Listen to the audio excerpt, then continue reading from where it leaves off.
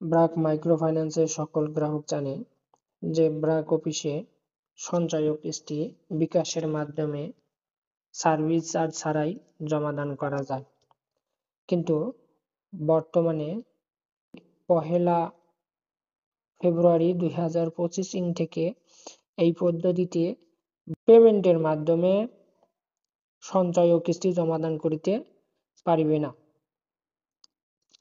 সঞ্চয় ও কিস্তি প্রদান করতে গেলে ব্র্যাক নতুন একটি পদ্ধতি তৈরি করেছেন।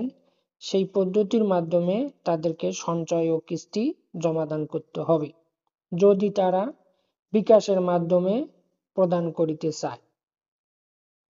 সেক্ষেত্রে যদি গ্রাহক তার মোবাইল অ্যাপসের মাধ্যমে, বিকাশের অ্যাপসের মাধ্যমে কিস্তি প্রদান করতে চায়, তাহলে প্রথমে লগ ইন করে বিকাশ অ্যাপসে ঢুকবে।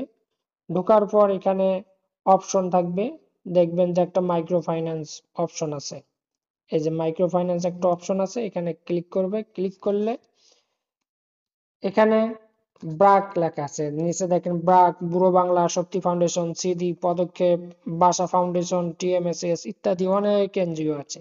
এখানে আপনি যেহেতু ব্র্যাকের গ্রাহক, আপনি ব্র্যাকে ক্লিক করবেন।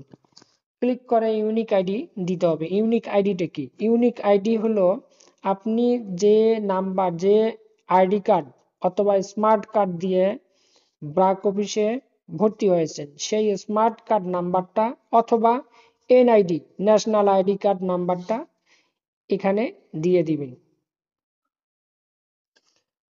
স্মার্ট কার্ড ইউনিক আইডির জায়গায় স্মার্ট কার্ড নাম্বারটা দিয়ে দিবেন। দিয়ে দিলে এখানে লেখা আসবে এগিয়ে যান, এখানে ক্লিক করবেন।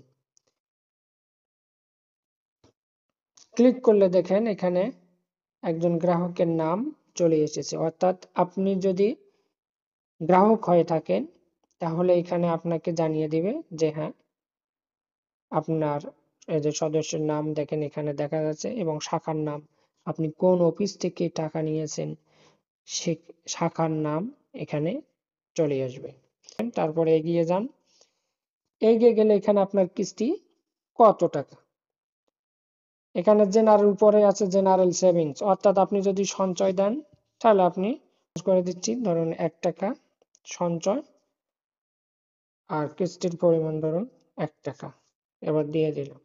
এবার নিশ্চিত করুন, নিশ্চিত করুনের অপশনে চলে যাবে। এখানে দেখেন সদস্যের নাম চলে এসেছে, শাখা অফিসের নাম চলে এসেছে, আপনার আর পরিমাণ 2 টাকায় দেখেন এখানে চার্জ নিয়েছে 2 পয়সা, সর্বমোট 2 টাকা 2 পয়সা। অর্থাৎ আপনি এখন বিকাশের মাধ্যমে আপনার সার্ভিস চার্জ কাটবে, ফ্রি আর নাই। অর্থাৎ সার্ভিস চার্জ ছাড়া এখন বিকাশে ব্র্যাক অফিসে কিস্তি ও সঞ্চয় প্রদান ফ্রি নাই। এখন আপনার পিন নাম্বার দিলে কনফার্ম হবে। পিন নাম্বার দিলে দিয়ে আপনি এখানে দেখলেন বিস্তারিত, এখানে আপনার নাম চলে এসেছে, এই যে সদস্যের নাম, শাখার নাম, তারপরে সর্বমোট কত টাকা আপনি দিচ্ছেন দেখেন এবং সার্ভিস চার্জ কত টাকা কাটছে, এখানে সবকিছু দেখার পর নিশ্চিত হওয়ার পর এবার আপনি পেমেন্ট করতে ট্যাপ করে ধরে রাখুন। এখানে ধরে রাখলেই আপনার পেমেন্টটা সফল হয়ে যাবে।